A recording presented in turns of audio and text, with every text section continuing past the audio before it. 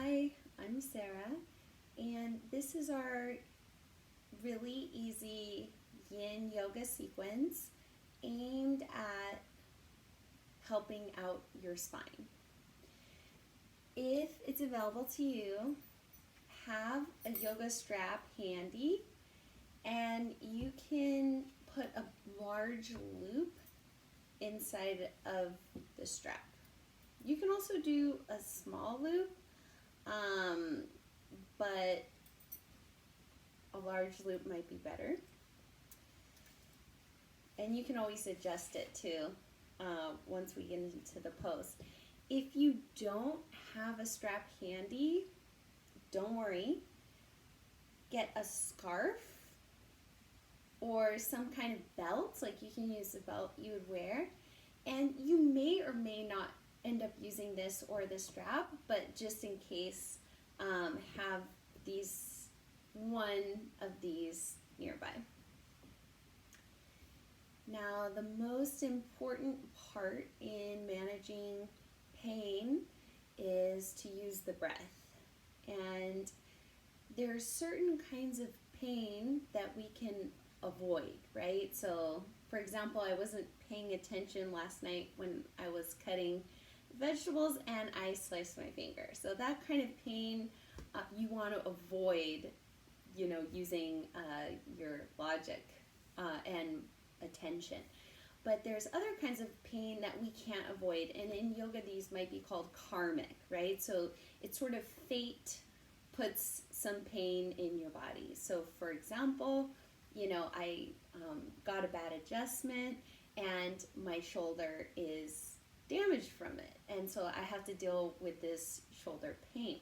So this is for if you're having some kind of back pain that there's nothing you can do about, and this is sort of your last effort, right? You've seen the doctor was like, look, you're just gotta live with this pain, and so then you try yoga and see if it works. And so one of the most important elements of why yoga works with pain is because of the breath. And those of you who already know this, you could probably fast forward through this section, but just for those of you who are new to yoga and not sure, so this is for you. Basically, how the breath works is it calms the nervous system. So a lot of times with pain, it is painful, but what's even more painful is that we're stressed about it.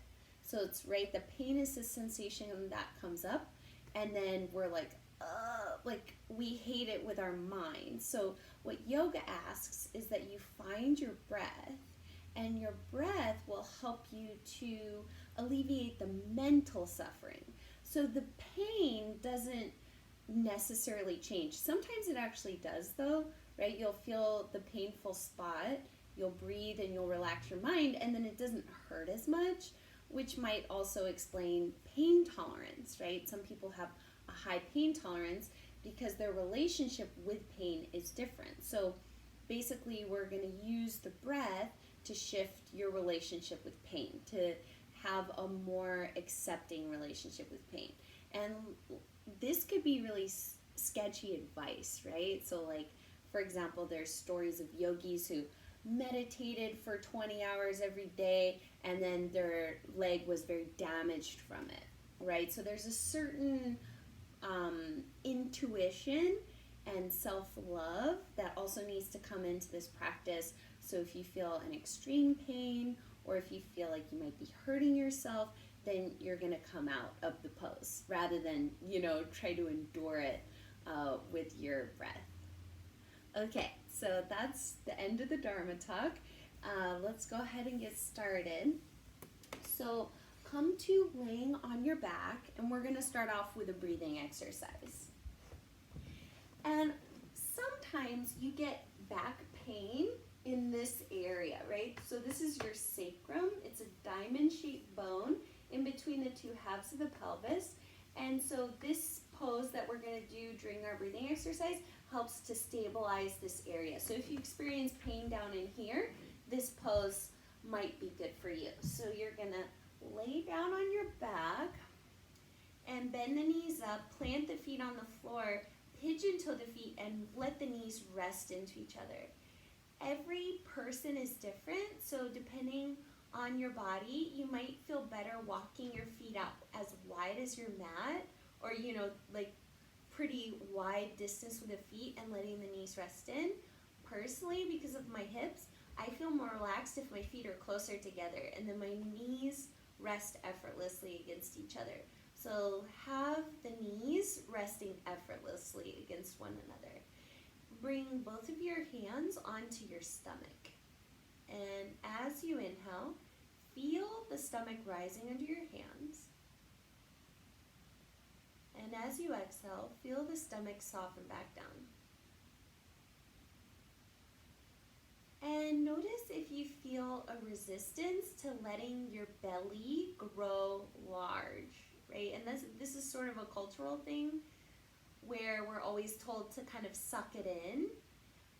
So if it is okay, really allow the belly to push up. Let it get really big on your next inhale. And then when you exhale, feel it relax back down.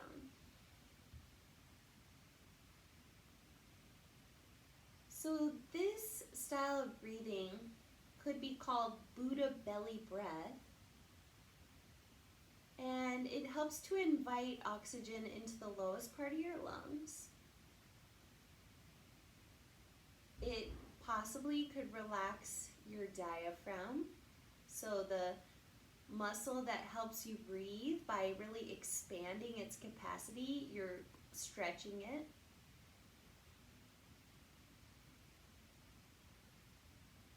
And then most importantly, concentrating on your breath as a way to alleviate mental stress and suffering.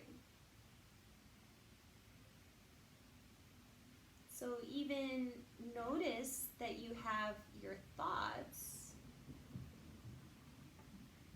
which is your thinking mind, right? You're in your head.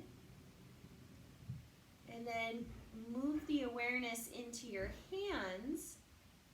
Feel your breath move under your hands. And so now you're in your belly. Your consciousness is in your belly and in your hands, and you're out of your head, at least for a moment, right? And then if you can expand that and keep your attention on the belly and on the hands.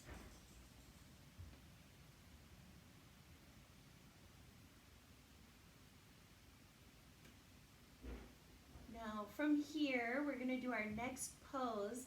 If your back feels okay, you can bring the soles of the feet to touch and the knees butterfly open. This puts a little bit of a back bend curve in the low spine, and it's also going to stretch the muscles that pull your thighs up into your chest or pull the legs up into the hips, right? So sometimes our back pain is caused by these muscles that attach our legs to our upper body. And so this will help to stretch that area. And then we're going to do a little bit of a side stretch. So start to scooch your upper body over to your right, and you can catch opposite elbows. You can catch hold of one wrist, or if it's hard for your shoulders to have the arms overhead like this, bring your hands onto your rib cage or your belly. But you're feeling a stretch in the left side of your body. And we're going to hold this side bend for 2 minutes. If at any time the inner groin feels a little too intense, just gently bend the knees up. And even, not to confuse you with too many options, but you can extend your legs out, and you can also move your legs to the right if you want to create more of a stretch through your side hip. So we're going to hold this stretch for 2 minutes on each side. I'll keep an eye on the timer. That way you get an even stretch. If it turns out you're in this pose and your body starts to relax and you're ready to go deeper, then just scoot yourself a little further over into the side stretch. If this is uncomfortable for your spine, find the minimal arc in the spine where there's no pain, but you are getting a mild side stretch or a mild side bend in your spine.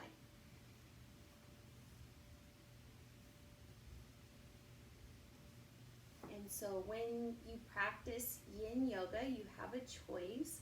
You can either breathe long and deep breaths, right? Those belly breaths.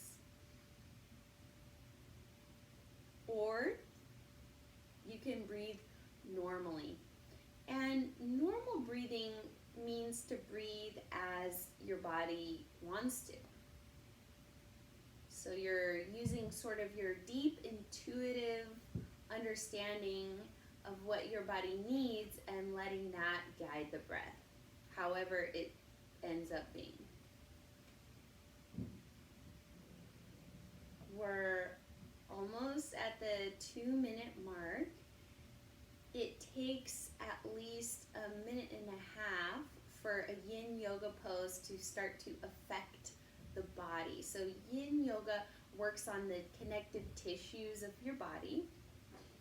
And it's sort of like braces, right? So it's going to be long, slow stretching to affect, the teeth in the case of braces, or in our case, stretching some muscles that might be pulling, or stretching a connective tissue that might be pulling on your spine and causing the pain. Okay, slowly take yourself out of the side bend. So you find a neutral long spine, and notice any difference between your right side and your left side. And then once you understand that difference, start to side bend yourself over to the left. And again, you can have the arms up overhead. You could touch your rib cage or your one hand to the heart, one hand to the belly. It's feeling kind of intense on the shoulders. And again, if the inner groin stretch feels a little overwhelming, if it's hurting your back, skip the inner groin stretch. Just bend the feet up or extend the legs. And then if the legs are extended, legs are going to the left, upper body is going to the left. And that will create a deeper stretch down the side. So we'll be here in that pose for 2 minutes.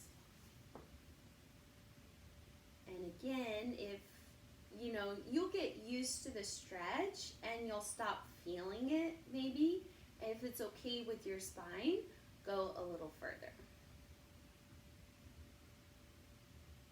So this is one thing that you learn in the yoga practice, is that there's healthy kinds of pain and then there's unhealthy kinds of pain. So for example, when you're stretching the body, it could be described as painful, but it's not overwhelming. Deep down, you know that you're safe, and it's just an effect of stretching when you're tight. And then there's sharp shooting feelings. That's a no-no. Like if you feel nerve pain, right? Pain that travels. That's a nerve pain. So you want to avoid that because you're just agitating the nerves. It's not doing any good, probably for the body. I think that's about it as far as dangerous kinds of pain. Maybe, a gentle compression is okay, but if you feel a compression with a pain element, probably that's not too healthy either. So the practice of yoga just asks us to be really sensitive to our body and use a lot of our intuition. Is this pose safe? And that's a good question to always ask yourself. Is this pose safe? And if the answer is yes, then you stay in it. And if the answer is no, you come out, right? And that answer is going to come from deep inside of you. All right. So that was the 2 minutes. I talked through the whole thing. I'll leave a little silence for other poses. So come back up, and if it's okay with the body, your spine's the center, and then just gently hug the knees into the chest.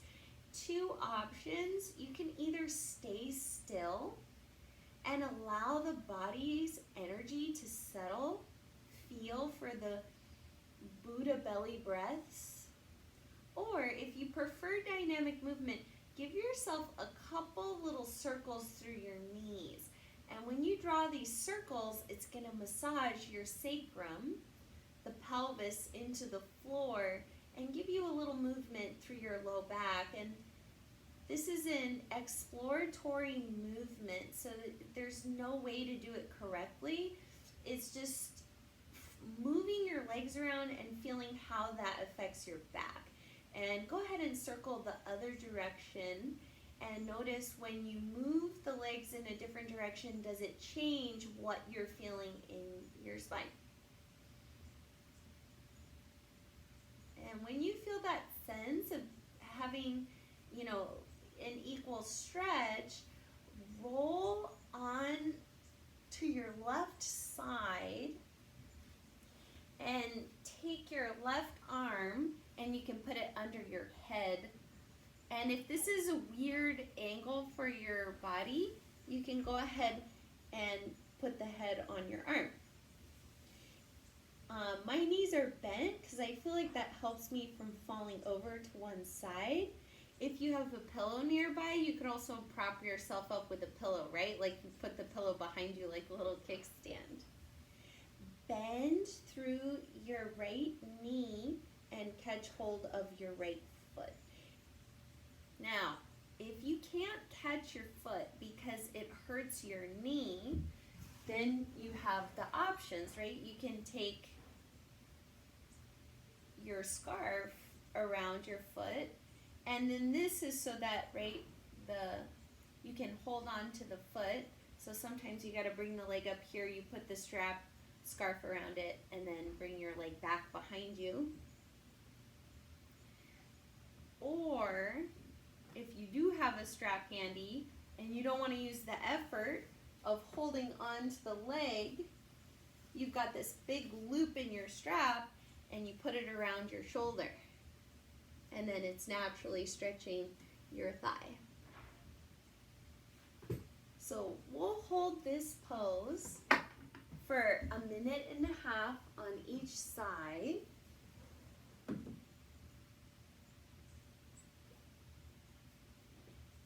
And what you're looking for here is to stretch the front of your thigh without hurting the knee joint. If you're propped up, it becomes a little bit of a side stretch too, and you might feel a stretch in your armpit, bonus stretches. And if you don't like that, then laying like this would be good. Some yin poses are really restorative, so you don't have to make any effort for them. And usually those yin poses are the ones with a lot of props, right? Like, for example, if we had a bolster, we could put it between my legs. I mean, I do have a bolster, it's back there. The strap, right? Then you don't have to hold on to your foot. But a lot of times when you're doing yoga at home, you don't have the props yet, right? Or maybe you can't afford the props.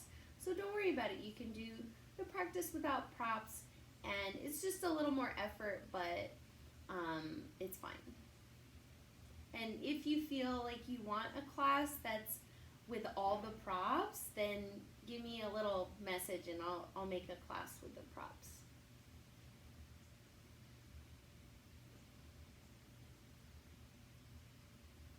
And so perhaps you can feel the difference in the leg. Go ahead and undo the strap, release the grip on the leg, and feel the difference between your legs. And gently roll onto your stomach and roll onto the other side. Right? You can have the hand behind the head like this. You can lay down and bend your left knee back, catch hold of the foot or strap around the foot, and then you bring your arm through the strap. Make sure the buckle isn't on your skin. Or using your scarf. I realize even this is a long scarf, so I could tie a knot at the end and put it around my shoulder.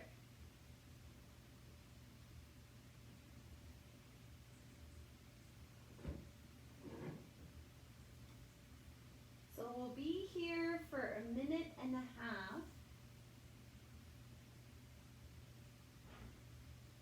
Again, what you're looking for is a stretch in your left thigh without hurting the knee joint. If you don't feel a stretch in this particular pose, you might need to take the more advanced class. Or if it was okay on your body, you can squeeze your heel a little closer to your seat and lengthen the tailbone to your knee. And that might increase the stretch.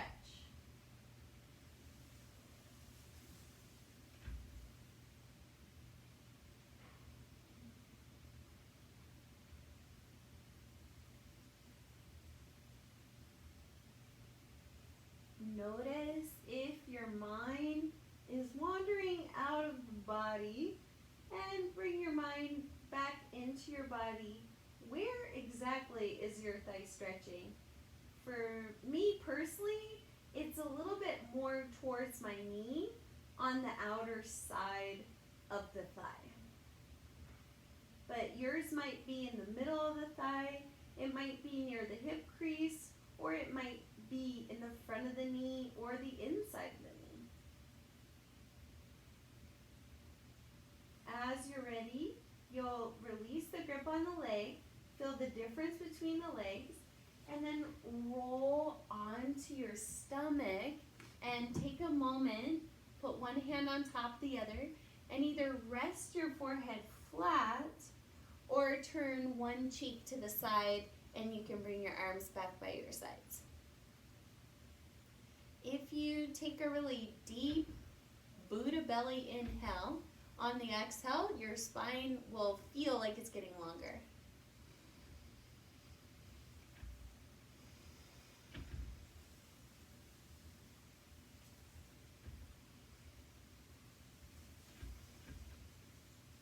If your one cheek is turned to the side, turn the other cheek to the side.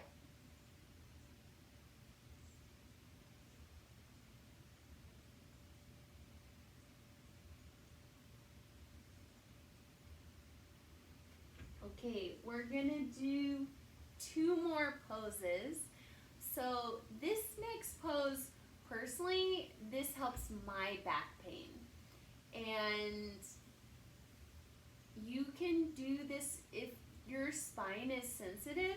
You're gonna do this with the arms way out, right? So if you're still looking at the video, you can see when my arms are way out in front of me, there's not as much of a bend in my spine, and I can rest my head on the floor. So this is a very gentle back bend. And then for those of you that your spine doesn't hurt, you're gonna walk the elbows in. So you can walk the elbows in a little bit and be like, does my spine hurt now? Also, play with the width of your legs. When you bring your legs wider, how does that feel? For me, it's more relaxing in my spine. Maybe for you, it doesn't feel as good. You want your legs more narrow, or some people might even like how it feels to have the legs touching. But I'll go ahead and bring my legs wide, and then walking the elbows in.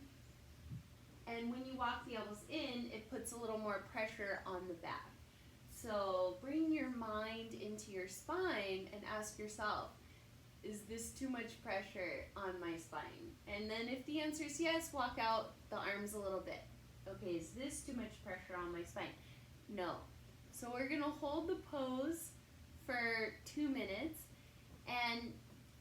somebody out there may be watching this video and they love the way this pose feels.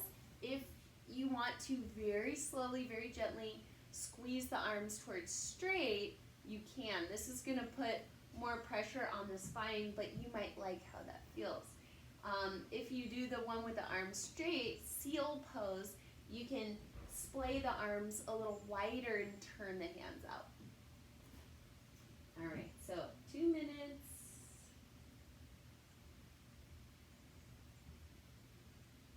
This is also a little bit more of an active yin pose.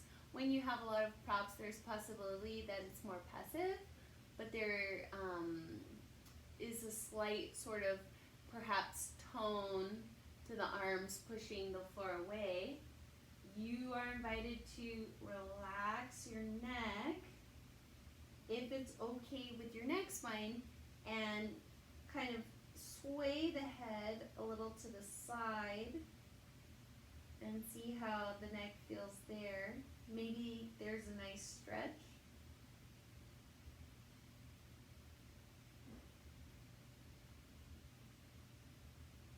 And then gently bringing the head the other direction and perhaps finding a stretch there.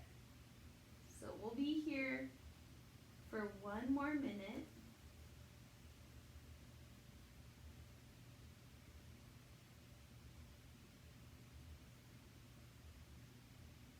And the head comes down into the center, and you can also, if it feels better on the neck, keep the face pointed forward or the face points down. If at any point you feel like this is too much for your spine, you just walk yourself out a little bit. It's normal to feel like a dull, achy kind of feeling, but just if it gets sharp, right, then you come.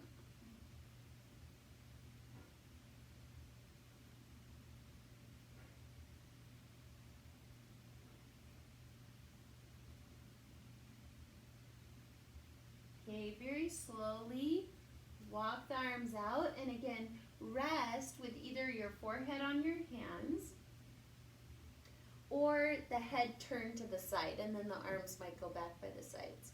You could keep the legs wide or walk the feet in, put your big toes to touch, and separate the heels, and sometimes this can help alleviate any pressure or pain in the low back. Some folks prefer stillness, and other folks might like how it feels to wiggle it out, shaking the hips side to side. If the head is turned one direction, turn it the other direction and take a couple of cleansing breaths, meaning that you breathe in fresh air and you exhale out what you don't need. You exhale out the stale air, or maybe even emotions or thoughts that you feel you'd like to leave your body.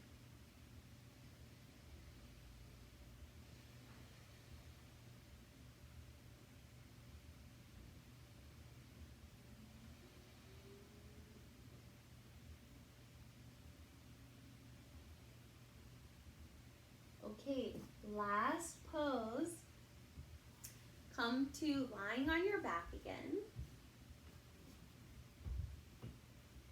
Take your right foot and put it on your left thigh and just start to turn the pelvis a little bit. So, and the arms go out to the sides like a T.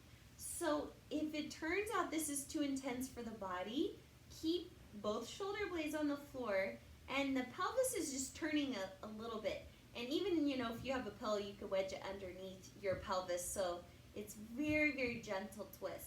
If it feels okay on the body, you can let the knee go all the way towards the floor, and the shoulder blade of your right arm may lift off the floor. It might not. If your shoulder hurts, you can either wedge a pillow blanket underneath it, right, your little pillow underneath, or you can roll back so both shoulders are on the floor and the knee is lifted. If you feel pressure pressure in your SI, right, the low back, you can put the pillow, something underneath your knee to support it, and that will keep the low back more level in this twist. But if it feels fine on the spine, the knee is maybe hanging in the air, and then the shoulder is also maybe hanging in the air.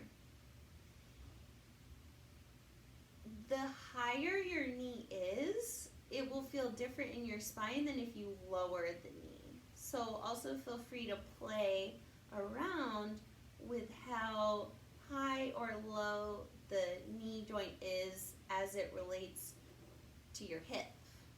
Above the hip, line of the hip, in line with the hip, or below the line of the hip. You'll also feel the stretch maybe in the outside edge of your leg. Personally, I feel this as a compression in my low back and a stretch in my right shoulder and chest. But you may be feeling this in a different part of your body, and that is awesome, because whatever is tight in you is what's going to end up stretching. So that's where you'll feel it. And then what's happening in your spine is that you're getting a little bit of pressure on the inner vertebral discs, and this can, it's kind of like a tourniquet effect. So you're going to give slight compression to the disc, and it squeezes out a little bit of the blood from that area. And then when we come out of the pose, the, little capillaries, whatever, veins, they open up, and then this fresh blood goes back to that area.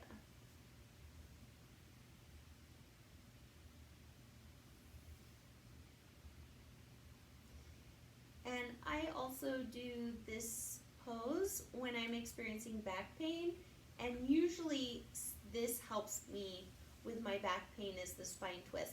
But everybody's back pain is caused by a different thing. This particular practice is more for back pain when you're forward folding versus back pain when you're back bending. Okay, gently come up, but it might help if you get back pain in forward folds too. All right, so take your left foot and put it on the top of the right thigh, and then gently turn the pelvis. And again, especially if you experience shoulder pain, keeping both shoulders on the floor will limit the amount of stretch you're getting in the front of the shoulder. And with the arm out, is going to stretch the shoulder different than if you bring your hands onto your body or if you reached your arms up over your head.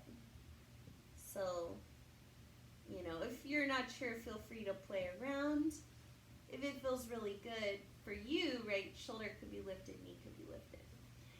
Teachers teach these poses in different ways. So you may hear teachers say, keep both your shoulder blades on the floor. Put something underneath your knee, And the people that I learned from said you can choose as a student. So if you felt more comfortable with both shoulders on the floor and something under your knee, then do it like that. But if you enjoy doing these poses without any props and letting gravity work to stretch the body, then do it like that. They're both correct because it's a personal choice.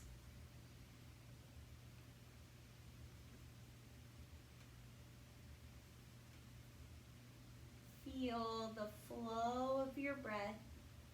You can take belly breaths here. Sometimes you'll move deeper when you take longer breaths.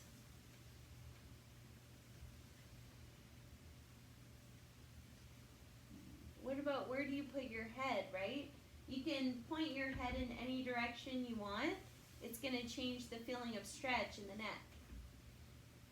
I should have mentioned that earlier.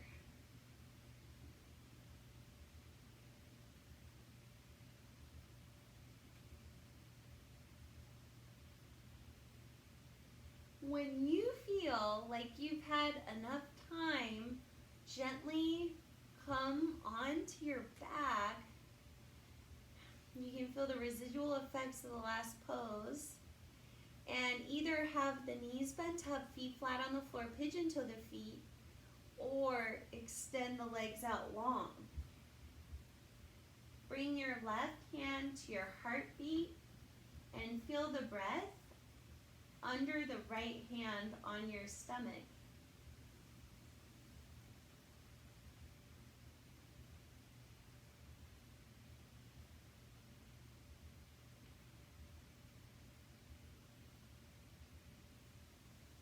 Let gravity take a hold of your body.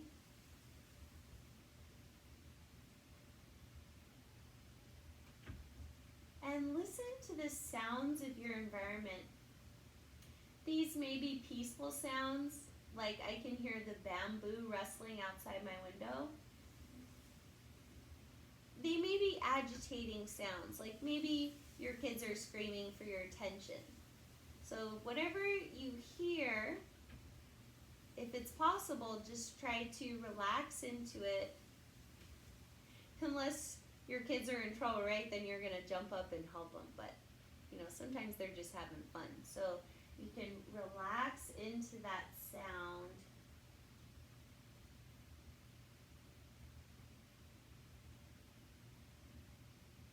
Allow everything to exist. So if you have an unavoidable pain in the body right now, see if you can just allow it to be there, because there's nothing you can do about it, right? So just, you feel it and you just relax into whatever it is you feel.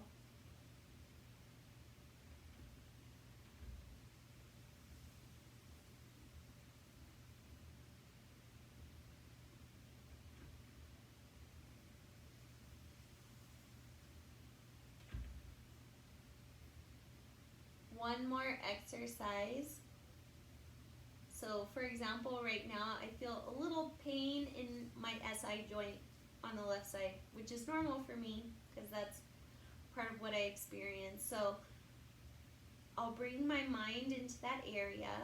So go ahead, locate if there's a pain in your body right now, locate where it is, bring your mind into that area and imagine a white light. Imagine a white light permeating that painful area.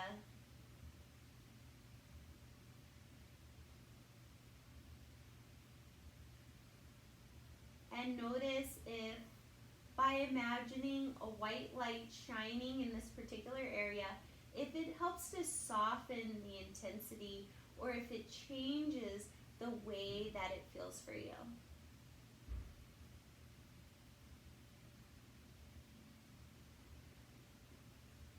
There might be a pulsing feeling or a wave-like feeling as you create white light in this area.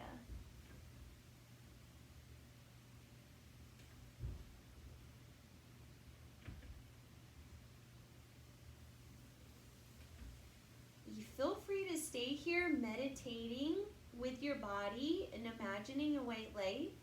When you're ready to come out, gently roll to one side and use a little bit of your arm strength to press yourself up. Find whatever position is comfortable for you to sit in. Join your hands at your heart and gently bow your forehead. And thank yourself for taking time to explore your body with a tenderness and a love and a respect, and also a curiosity. What can I do to manage my suffering? And being open to trying different things out to alleviate suffering. And sometimes these are physical choices, and sometimes it's a mental choice to relax around what we're experiencing, to soften the tension around the shoulders and the jaw and the mind. So thank yourself for doing this work.